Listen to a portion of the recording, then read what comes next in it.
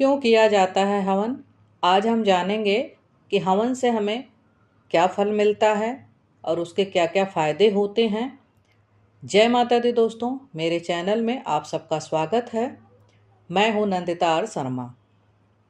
हिंदू धर्म की परंपराओं में जो कर्मकांड किए जाते हैं उसमें एक कार्य है हवन करना।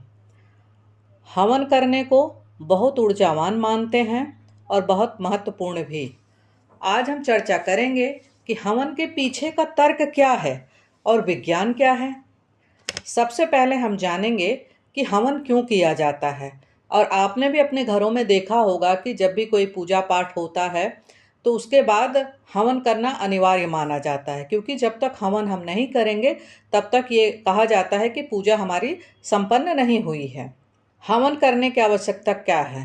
देखिए, हिंदू परंपरा का एक कर्मकांड है जिसमें अग्नि में कुछ पदार्थ डाले जाते हैं जिसको हम हवन सामग्री कहते हैं। माना जाता है कि हवन की अग्नि में जो पदार्थ हम डालते हैं वो सीधा देवी देवताओं तक पहुंचकर उन्हें तृप्त करते हैं। ऐसी मान्यता है प्राचीन काल से। पूजा या अनुष्ठान की संपूर्णता के लिए हवन करना आवश्यक कहा गया है। घर की शुद्धिकरण के लिए, किसी भी तरह के बाधा के निवारण के लिए और सभी मनोकामना के पूरा करने के लिए भी हम अक्सर अपने घर में हवन करते हैं। घर में अगर नकारात्मकता आ गई है, निगेटिव ऊर्जा बहुत ज़्यादा हो गई है, तो पूजा के बाद हवन करना आवश्यक होता है।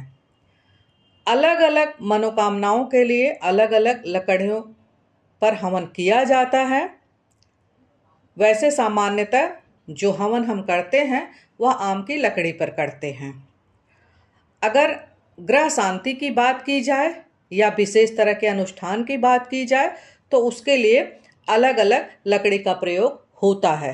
अभी जैसे चैत्र नवरात्रे चल रहे हैं तो नवरात्रे जब समाप्त होंगे जिस दिन, तो उसके बाद कन्या खिलाने के बाद, पूजा करने के बाद हम क्या करते हैं कि हवन करते हैं। और जब तक आप पूजा करने के बाद, आरती करने के बाद जब तक आप हवन नहीं करेंगे तब तक वो पूजा मानी नहीं जाती।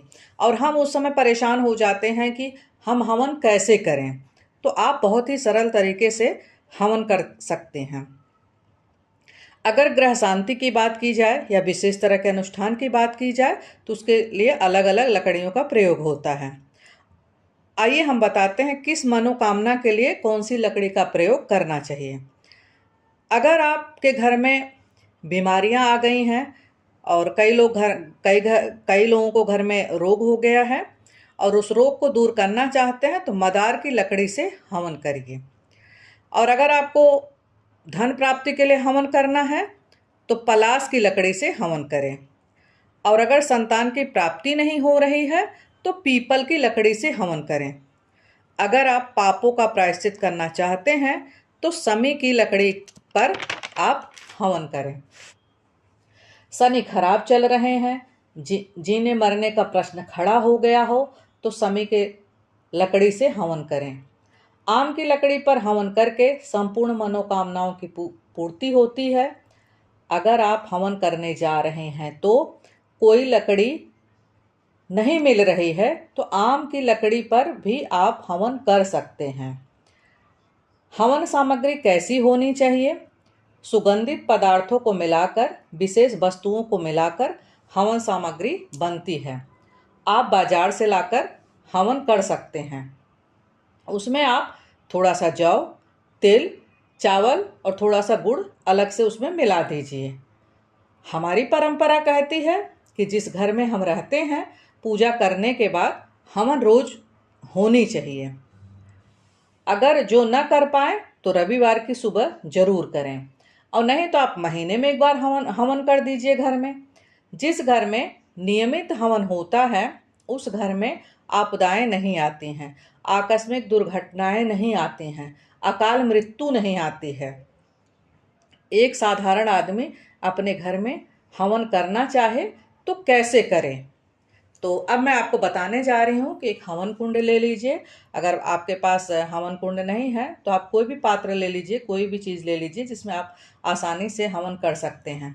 वो चाहे लोहे का हो चाहे मिट्टी का हो, चाहे किसी का भी हो, उसमें लकड़ी रखकर कपूर से जलाया। सामान्य हवन के लिए आम की लकड़ी का प्रयोग करें तो ज़्यादा अच्छा है। और जब लकड़ी जलने लगे तो आप 5 बार घी डालिए और यह मंत्र बोलिए, अगर बोल सकते हैं तो, और नहीं तो आप ऐसे ही 5 बार उस पर घी डाल दीजिए। और थोड़ा सा अपने हाथ में आप जल ले लीजिए, गंगा जल ले लीजिए, अपने ऊपर छिड़क दीजिए और उस स्थान को छिड़क दीजिए। जिस पात्र में आप हवन कर रहे हैं वहाँ छिड़क दीजिए, जिससे वो जगह पवित्र हो जाएगी। उसके बाद आप गणेश जी का आवाहन करें और घी से 5 बार आहुति आपको देना है। और क्या बोलना है?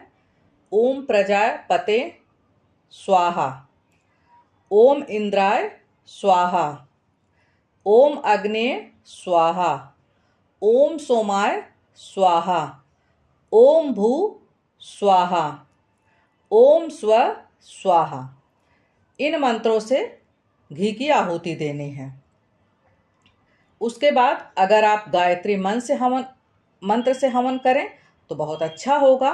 ये इतना शक्तिशाली होता है कि उसके बराबर कोई हवन सामान्यतः नहीं होता है।